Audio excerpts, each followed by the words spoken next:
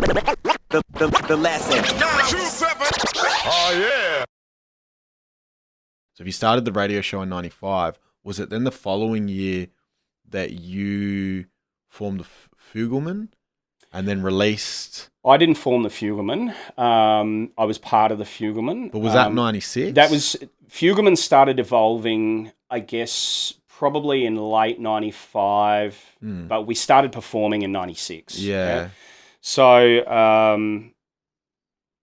I guess how that came about. Okay, so there was Finger Licking Good, and then there was Crisp, right? So Crisp was Sia Furler's band. So in Crisp there was Sia Furler, there was Muskrat, there was Benny Boards, there was Tyson. Hold on, was Tyson? No, I don't think Tyson was a part of Crisp. Jesse, the guitarist, Jeremy Glover, of course, on bass, and essentially Fugelman became a hybrid of the musicians from Crisp plus Muskrat and Kuro and myself, right? So because Muskrat and Kuro were doing a lot of collaborating, with lyrics and stuff like that, and I guess the whole idea, like Kuro and Muskrat, I think were behind, and I guess Tyson to some extent. I don't know really how that whole idea came about, but Kuro and Muskrat primarily behind it, from what I understand, of course, they needed a DJ, and I was part of Finger Licking Good, and Kuro and me were homies, so it just kind of gravitated. So that was, I think the Fugelman idea started actually evolving around late 95, but I think really it kicked off around 96. I showed you a flyer earlier. The first gig that happened, I think, was at Mad Love. We had a few gigs at Mad Love Bar, which was next to Synagogue. And Sia Furler was actually the door chick on one of those first early gigs, right? She was our door girl. Basically, we had the Fugelman, and then the Hoods got together with Chris Bass, and they got some musicians together. So they did a live, they were called the Hooded Puppets. So it was like the Hilltop Hoods sort of live version, you know what I mean? Yeah, wow. Yeah. So, yeah, that was like around the 96 time. So I guess Hilltop Hoods and Delta and that, they all sort of came into, I guess, the picture in I guess, the hip-hop world in Adelaide. I suppose when we put out the tape, I first met Delta, I was telling you earlier, from a phone call to 3D Radio, to Easy G's show on 3D Radio, because we were promoting the Southern Fried tape on the radio. And that was where Delta and I linked up, and it was later that Flack had introduced. So Delta had started rolling with Kuro, myself, and Gen 1 a lot. He was a younger guy. But I saw that he had a lot of potential, and I thought, man, this guy's going to be really, really good. He just had creative topics, when he was emceeing, and he had a lot of passion, and I was like, man, this guy's going to be incredible.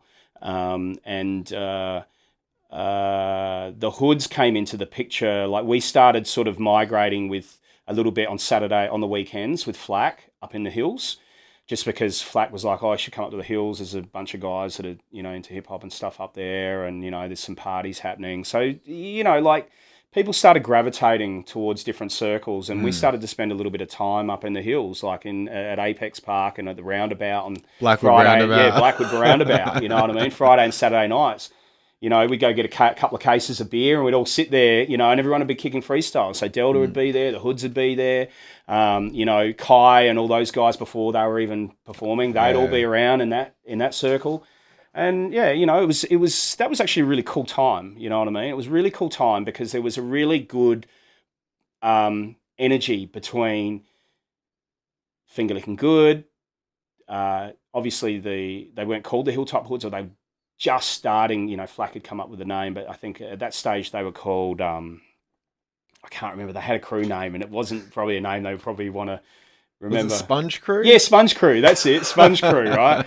So Flacker kept going on to me, telling me about, there's these rappers called the Sponge Crew, MC Cali C, MATT, and Bass Toad or whatever, you know. And I remember the night we had a cypher. I reckon I've even got it on video because I was rolling around with a video camera for a little while, and I've actually got a bunch of video on old tapes, Super 8 tapes of us hanging out with those guys for the first time, you know what I mean, and just filming different MC, you know, the people that are MCing.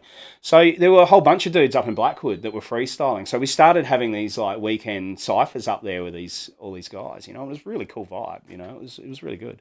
But yeah, you know, that was before I'd gone to Europe, before I'd gone to London, right? So, you know, by the time I came back, you know, and I was like, yeah, I want to do this radio show, and came up with a name. And then we started doing the show.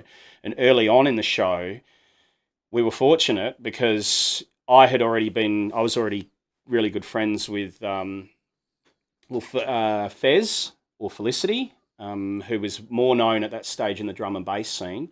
She was instrumental with her former partner Hams in creating a hip-hop magazine and doing hip-hop columns, but the hip-hop magazine was called Zest.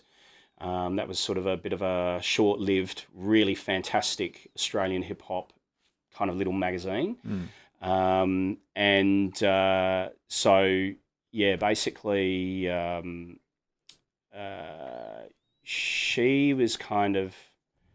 she was doing a lot of stuff, I guess, on the side, trying to promote hip-hop nights and so forth. Who